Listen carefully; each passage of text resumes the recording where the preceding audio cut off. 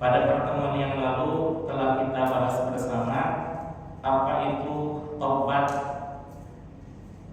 di dalam permulaan, bahwa tobat dalam permulaan itu merasa menyesal, kemudian berjanji untuk tidak mengulanginya kembali, dari mulai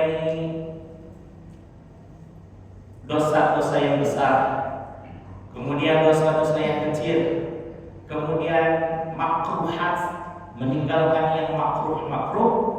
Itu baru permulaan. Ya, meninggalkan yang makruh itu contohnya seperti apa? Memakan jengkol atau petek ketika mau masuk ke masjid. Kenapa jengkol dan petek dimakruhkan? Bukankah jengkol dan petek belum ada di zaman Rasul? Di zaman Rasul itu ibaratkan dengan basol. Basol itu bawang merah dan juga bawang putih. Karena menyengat itu saja sudah dimakruhkan. Maka jengkol dan petek dikiaskan kepada basol, kepada memakan bawang ketika hendak berangkat ke masjid, supaya apa? Tidak mengganggu temannya yang di kiri dan kanan. Betapa Islam sangat menjaga hal-hal yang seperti itu ya, yang samar sekali, yang tidak kelihatan, tidak kedengaran, mengganggu orang lain, tapi itu sangat diperhatikan di dalam Islam ya. Maka itu adalah tobat permulaan, sudah tidak dibahas lagi ya. Ini yang paling penting, ini yang akan kita bahas bersama. Mudah-mudahan taubat kita sama-sama menuju ke arah itu, karena taubat yang permulaan kayaknya insya Allah bapak-bapak hadirin jamaah sekalian sudah lewat masanya ya, insya Allah ya. Luar biasa ya. Dosa besar sudah tidak dilaksanakan, bahkan insya Allah tidak pernah dilaksanakan. Dosa yang kecil-kecil segera ditinggalkan. Kemudian makruhat pun alhamdulillah sebagian sudah pada meninggalkan. Ini yang paling berat nih, yang paling puncak nih. Baik, kita baca dulu ibaratnya ya. Qala al-musannifu, berkata Syekh Abdul Wahab Asy-Sya'rani di dalam kitabnya yaitu Minahus Saniyah, perbendaharaan yang sangat istimewa, karena itu sangat diagungkan dan juga dijadikan sesuatu yang betapa sangat istimewanya orang yang menjalani hidup dengan pedoman Minahus Saniyah. Bab pertama memang taubat ya. Yang pertama ini ada yang puncak dari taubat itu adalah wa amman nihayatuha, dan adapun puncak dari taubat itu sendiri adalah fataubatu, ialah taubat kullama ghafala, manakala bertobat dari sesuatu yang melalaikan, bahkan ghafala an syuhudi rabbih, taubat dari melalaikan Tuhannya. Ada kalimat yang berat ini. Apa itu? Tarfata ainin, sekejap mata. Dalam artian tarfata ain ini sekilat, sedetik pun. Sebenarnya kata-kata ini sudah saya pernah dengar di Situ Bondo tahun 2001 saat kiai sepuh saya menyatakan katanya dalam bahasa Madura itu ya, kalau seandainya ada wali yang dimasukkan ke dalam jajaran wali-waliullah oleh Allah Subhanahu wa taala, kemudian sedetik dia lupa berzikir kepada Allah, bukan artinya membaca la beda, tapi hatinya betul-betul mantap tidak membaca zikir, tapi kalbunya being connected to Allah, senantiasa terhubung dengan Allah Subhanahu wa taala. Nah, seketik ada wali yang terlupa kepada Allah, maka detik itu pula wali tersebut terlepas dari kewaliannya. Subhanallah, ini berat sekali. Kemudian saya waktu mendengar kalimat itu, kayak angin lalu aja. Kenapa?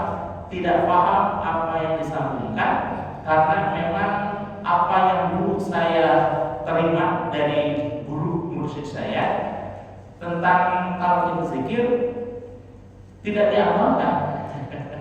Ya, malu kesibukan dari pesantren, kan pesantren itu punya zikir masing-masing, punya amalin masing-masing, punya jadwal pengajian masing-masing, sehingga terlupakan agenda yang seharusnya saya laksanakan. Nah, ingat, tapi tidak terkonektivitas dalam kolbu gitu ya. Nah, kesini setelah saya mungkin bermasyarakat, kemudian kembali mempelajari dan mengamalkan, baru terasa bahwa tarfu ainin ghafala an syuhudati rabbih itu merupakan subhanallah proses dari taubat itu sendiri. Bahkan itu yang paling puncak taubat seseorang manakala menjaga hatinya dari terlupa kepada Allah. Maka yang namanya para nabi, para wali itu senantiasa terhubung kepada Allah, senantiasa being connected to Allah. Bahkan nih, menurut pandangan umum gitu ya, manusia pada umumnya, ketika nanti kita di alam barzakh, Allah memberikan kenikmatan berupa tidur di alam kubur. Kenapa? Karena itu adalah kenikmatan yang paling umum dirasakan oleh kaum muslimin wal muslimat. Begitu kita masuk alam kubur, sudah tidak ingat apa-apa lagi. Nanti dibangkitkan ketika tiupan sangkakala yang kedua. Masya Allah, ya. Tiupan sangkakala yang pertama, kalau gimana itu bunyinya? Tiupan yang pertama, laut pecah, langit tumpah, semua benda-benda di angkasa bertabrakan sehingga dunia ini hancur. Itulah yang disebut dengan kiamat. Masya Allah, keren sekali. Insya Allah mudah-mudahan kita tidak merasakan kengerian di dalam kiamat nanti, bahwa kengerian di yaumul kiamat insya Allah tidak akan kita temui, tapi yang namanya kiamat sugro. Kiamat sugro itu apa? Kematian. Kalau kiamat kubro betul-betul hari kiamat, kalau kiamat sugro, ini semua kullu nafsin dha'iqatul maut. Setiap orang yang bernyawa, setiap insan yang bernyawa pasti akan merasakan kematian. Nah, itulah sakaratul maut itu yang namanya kiamat sugro. Insyaallah mudah-mudahan hakul yakin kita, karena kita pecinta ilmu, pecinta berjamaah dan lain sebagainya, kita dilimpahi oleh Allah Subhanahu wa taala kenikmatan iman, Islam dan ihsan sampai akhir hayat, bahkan meninggal dalam keadaan husnul khatimah. Amin. Bagaimana kalau wali dan para nabi? Subhanallah, Nabi mengabarkan al-anbiya wal awliya yusalluna fi quburihim kama fi buyutihim.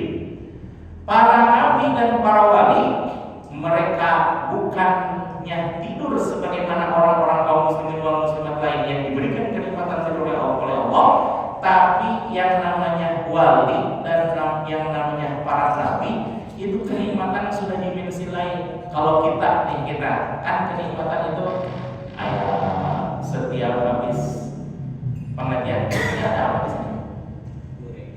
Gorengan, itu kenikmatan luar biasa. Ada kopinya, kopi hitam boleh, kopi coklat boleh. Karena kenikmatan kita masih berupa materi. Bagaimana kalau kita ngantuk? Tidur kita ya. Beda dengan para nabi dan para wali. Subhanallah.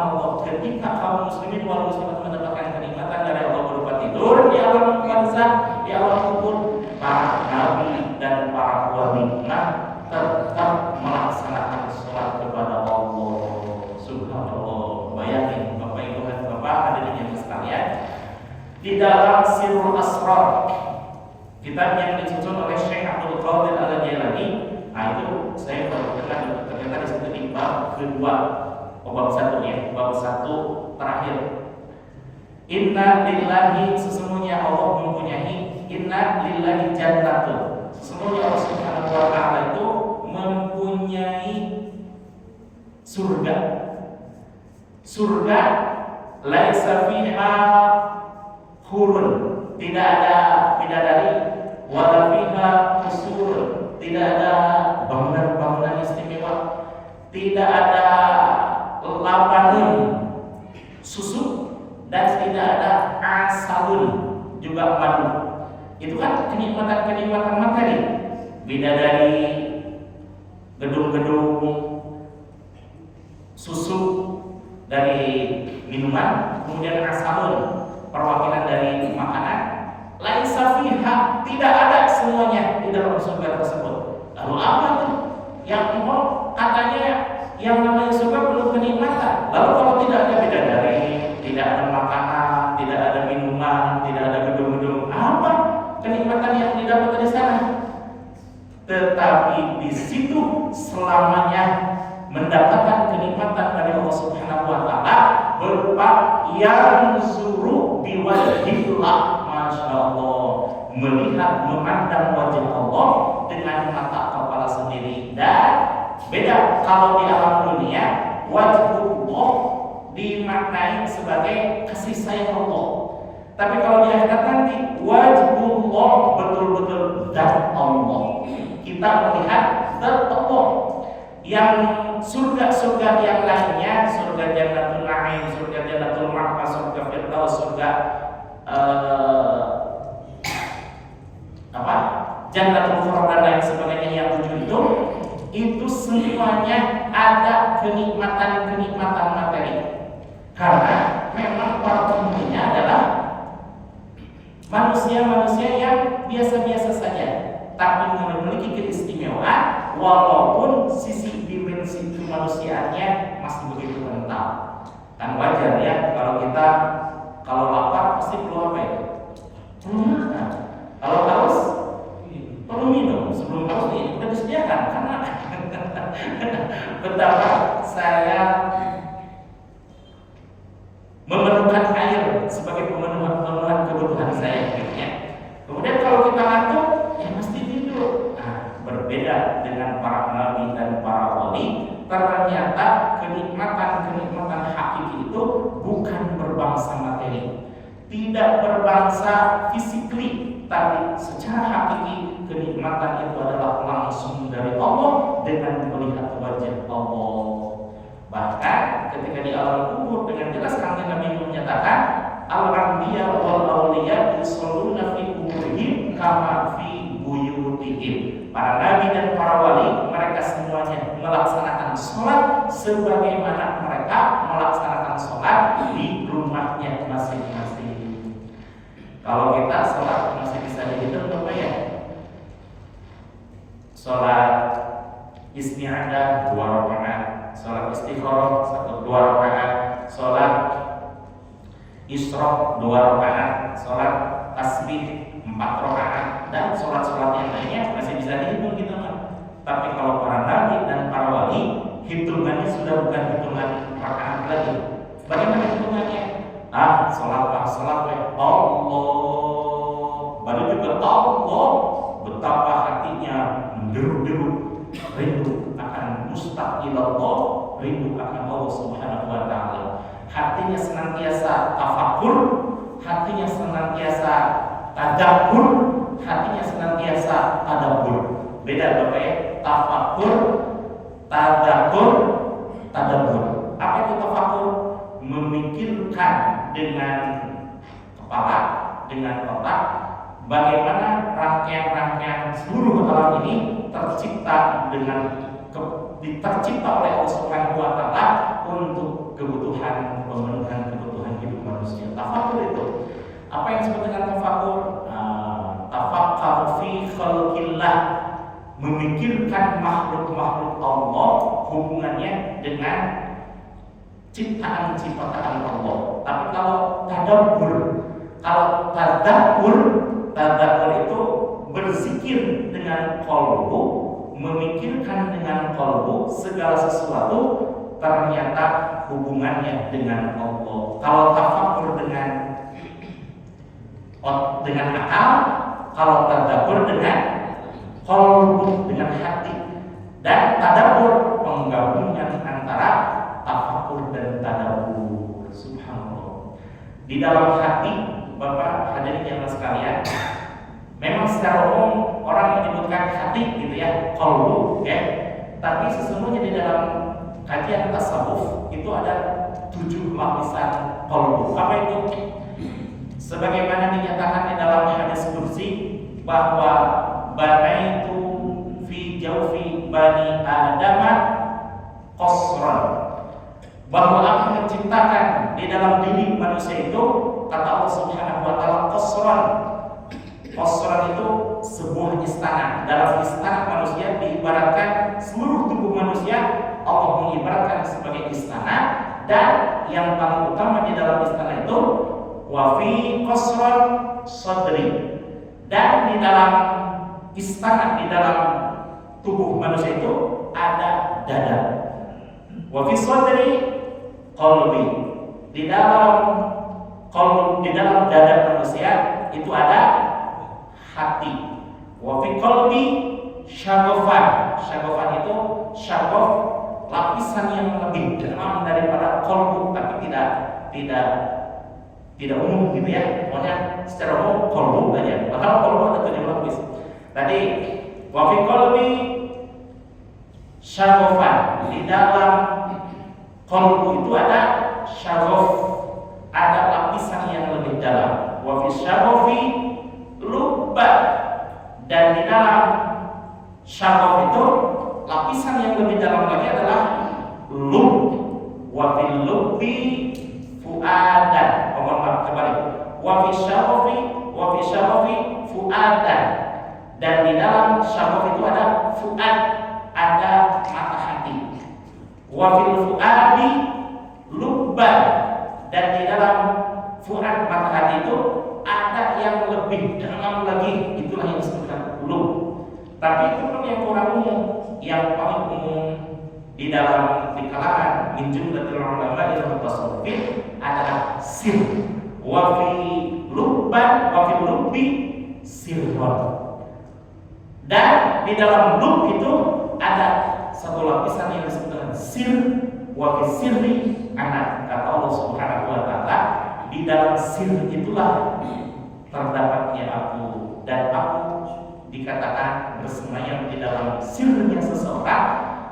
Di dalam Al-Quran surah Al-Anfal menyatakan innallaha yahulu bainal mar'i wa qalbi, dan Allah berinteraksi dengan manusia dalam qalbunya. Nah, itu ya. Kembali kepada ucapan Kiai sepuh saya yang menyatakan bahwa kalau seandainya sedetik saja ada wali yang lupa kepada Allah, maka dia terhempas dari kewaliannya.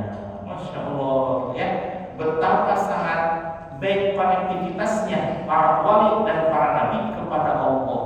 Maka tidak mengherankan di dalam kajian-kajian tasawuf bahwa ketika kita melaksanakan puasa, itu ada puasa apa tingkatannya? Pertama puasa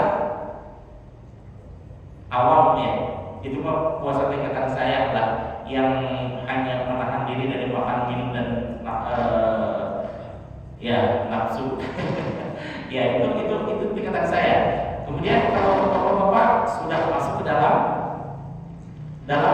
khawas, puasa yang khusus bagi hamba-hamba Allah yang menjaga harkat derajat dirinya dari sesuatu yang diharamkan oleh Allah.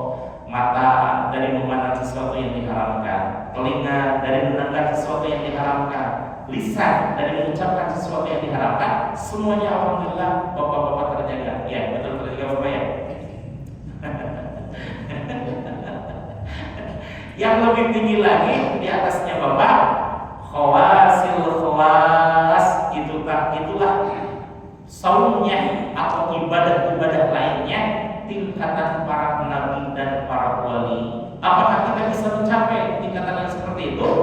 Nah, selama ada bagian untuk waliullah, para wali-wali, berarti kita pun bisa, ya.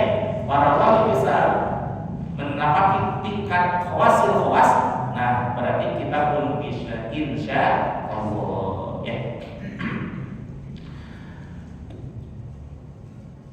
Ghafala an syuhudi rabbih, terlupa dari mengingat Allah tarfa'ainin sekejap saja, itu merupakan puncak dari taubatnya seseorang. Menjaga qalbu kita supaya hati kita tetap terhubung dengan Allah Subhanahu wa taala, itulah puncak dari taubatnya seseorang. Kalau kita sudah melaksanakan penyesalan, sudah berjanji, sudah tidak meninggalkan, tidak melakukan perbuatan yang terlalu niat, itu sudah taubat. Tapi ternyata ada tingkatan yang lebih tinggi lagi. Bahkan ini adalah puncak dari segala taubat, adalah menjaga ketersambungan qalbu dari mengingat Allah. Man nadama, barang siapa yang menyesal ala dzambihi, terhadap dosa-dosanya, wa'tafa, dan mengakui bihi, akan dosa-dosa tersebut yang dilakukan karena kelalaiannya, yang dilakukan karena sulitnya mengendalikan hawa nafsu, faqad sahhat taubatuhu, maka sudah sah dari taubatnya. Dan itu dinyatakan oleh Syekh Abdul Wahab Asy-Sya'rani, kalaupun toh tidak bisa melaksanakan menjaga konektivitas qalbunya terhubung dengan Allah, maka dengan menyesal dari perbuatan dosa, mengakui akan perbuatan dosa itu pun sudah sah, sudah cukup, sudah boleh dikatakan sebagai orang-orang yang bertobat. Kenapa dikatakan cukup oleh Syekh Abdullah Asy-Sya'rani? Li'anna Allah Ta'ala, karena sesungguhnya Allah Subhanahu wa taala lam yaqussu, tidak menceritakan alaina, kepada kita sekalian, fi taubati abina sayyidi Adam alaihi salatu wassalam, di dalam taubatnya bapak kita sekalian, yakni bapak secara basyariah, bapak secara lahiriah. Bapak, kalau kita memperhatikan sejarah, bahwa manusia pertama siapa? Nabi Adam alaihi salam. Tapi dikatakan bahwa Nabi Muhammad SAW penghulu manusia, penghulu para nabi. Bagaimana ini? Kalau Nabi Adam bapak secara lahiriah, secara basyariah, kalau Nabi Muhammad SAW bapak secara ruhiyah, nuroniyah. Bisa dipahami, ya? Sekali lagi, Nabi Adam alaihissalam bapak secara lahiriah, secara basyariah, jasad. Tapi kalau Nabi Muhammad SAW bapak secara ruhaniyah, nuroniyah, ruhaniyah sama, ruhaniyah secara roh, secara nur. Berdasarkan hadis Kanjeng Nabi Muhammad SAW, hadis Kanjeng Nabi Muhammad SAW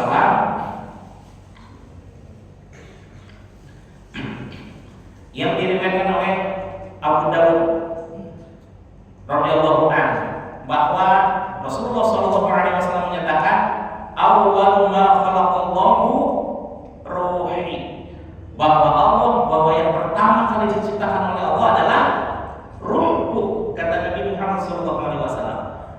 Wa awwal ma khalaqallahu nuri, dan yang pertama kali diciptakan oleh Allah adalah nurku.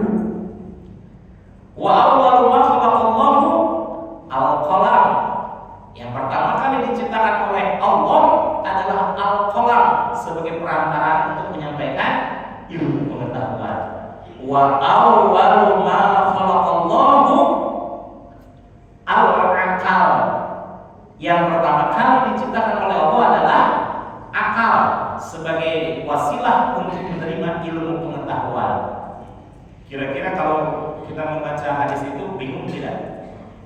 bingung.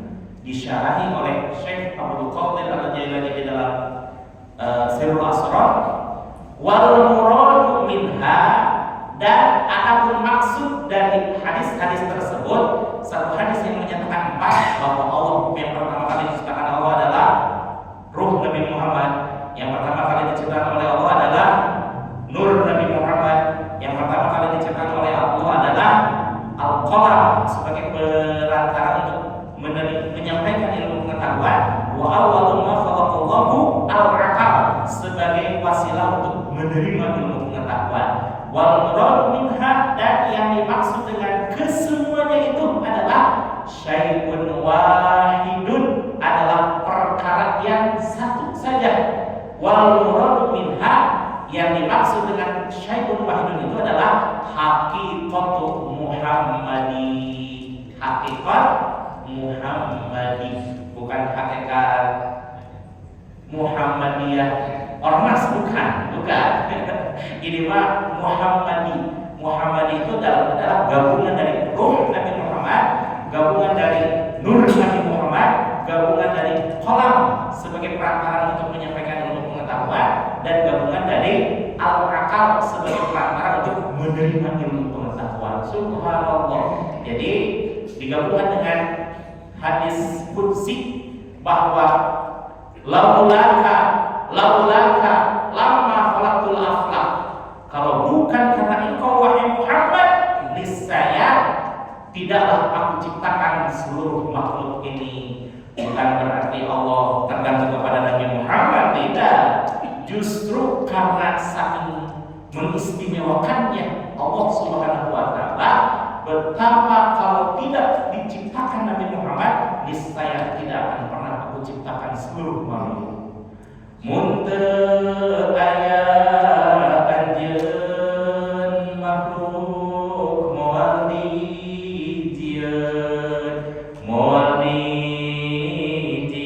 makhluk, muntah ayat anjeun. Subhanallah. Kalau tidak karena ada Muhammad, tidaklah aku ciptakan seluruh makhluk ini. Dan ketika di alam akhirat nanti, ketika di alam tanah mahsyar gitu ya, seluruh manusia dari mulai umatnya Nabi Adam alaihissalam sampai umat akhir zaman, umatnya Nabi Muhammad SAW, berusaha untuk mencari pertolongan, syafaat. Siapa yang diburunya? Wah, kita kan punya leluhur nih. Siapa? Nabi Adam. Yuk kita ke Nabi Adam. Menurut orang-orang, brinsa kabeh jalma murunaka Nabi Adam. Nabi Adam teh ngadawuh, aduh galunya teuing, boro-boro nyafaatan, kuring oge butuh syafaat. Kayaknya yang penting cuma Pak Haji Gusman aja. Maksudnya seluruh manusia memohon pertolongan kepada Nabi Adam alaihissalam karena anggapan manusia pada saat itu, kita kan punya leluhur, pasti dapat menolong kita, katanya. Ternyata Nabi Adam pun sibuk dengan dosanya masing-masing. Padahal dosanya berapa? Cuma satu. Masya Allah, dosa satu diingat-ingat. Oh, kalau saya mah udah ke laut lagi. Kenapa dia akan ke laut? Karena saking banyak itu bukan banyak. Kalau orang Jawa kan nyebutnya wake gitu ya. Wake kalau orang Sunda saking banyak bisa gitu. Sudah bisa. Karena saking banyaknya sudah nggak ingat lagi dosa yang mana gitu ya. Wah, itu kebanyakan dosa itu. Siapa itu? Ya, orang yang bicara itu lah. Kalau Nabi Adam, subhanallah, dosanya satu seumur hidup, padahal hidup berapa tahun? 1000 tahun. 1000 tahun melaksanakan dosa cuma satu kali. Luar biasa. Ini manusia macam apa yang kayak gini, yang tidak punya dosa sama sekali kecuali satu-satunya dosa? Itu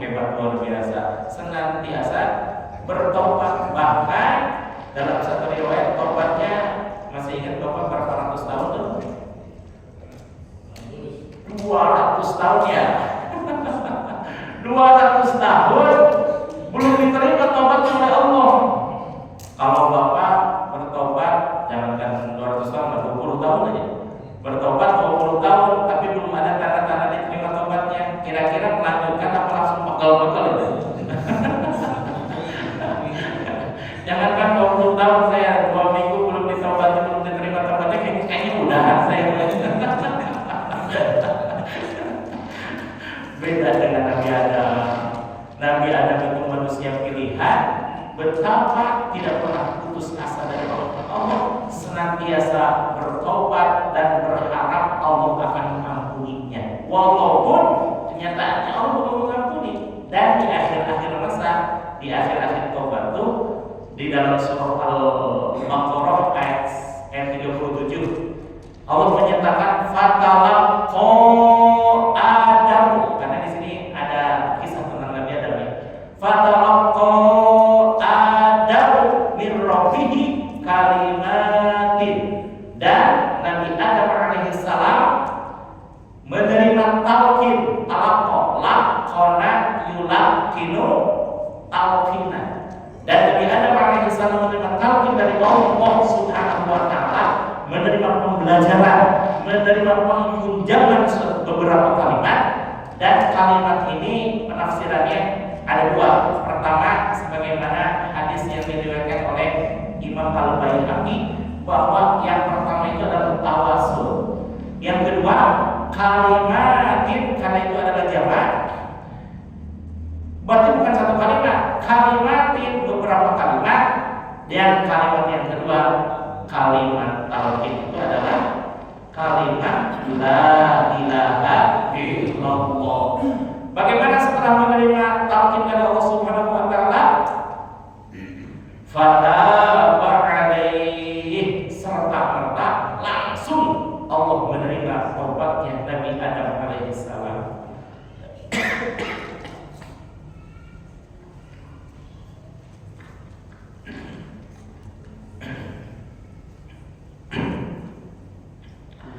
Di sini disebutkan li'an Allah Ta'ala, karena sesungguhnya Allah Subhanahu wa taala lam yaqussu 'alaina, tidaklah menceritakan kepada kita sekalian fit taubati abina as-sayyidi Adam alaihi salatu wassalam, tobatnya bapak kita sekalian Nabi Adam alaihi salam, illa, kecuali yang diungkapkan di dalam Al-Quran itu al-i'tirafa, pengakuan dosa. Kemudian wan nadama, dan penyesalan. Penyesalan dari apa? Penyesalan dari tergelincirnya. Kok bisa gitu ya? Saya dulu, kata Nabi Adam, kok bisa saya tergoda oleh si setan, si Azazil, si iblis la'natullah, untuk memakan buah kurdi. Masya Allah. Padahal sudah jelas-jelas Allah melarangnya. La taqrabu hadhihi syajarah, jangan kalian berdua wahai Adam dan Hawa mendekati pohon ini. Mendekati saja sudah tidak boleh, apalagi memakannya. Ini ada bentuk ungkapan penjabaran yang kenceng ya. Salah satunya, katanya yang dilarang itu kan zinahnya. Wala taqrabuz zina, dan janganlah kamu dekati zina. Berarti kalau zinahnya tidak dilarang. Oh, itu Pak, kenceng banget itu Pak. Kenapa? Zina juga jangankan zina, mendekati saja sudah dilarang. Apa itu yang mendekati zina? SMS-an, WA-an, Facebook-an, Twitter-an dengan seseorang yang bukan keperluan pekerjaan atau ilmu pengetahuan. Misalkan sesuatu yang bisa dipahami lah ya, sesuatu yang di luar itu antara laki-laki dan perempuan. Pertamanya kirim salam, yang kedua janjian, yang ketiga ketemuan, yang ketiga pembicaraan. Yang kedua, yang kelima, kanan. Kanan itu kebayang-bayang. Nah, yang keenam selanjutnya terserah Anda. Itu kan berarti mendekati zina. Nah, wala taqrabus zina, jangan kau mendekati zina. Bukan berarti zina itu tidak dilarang, justru mendekati saja sudah dilarang.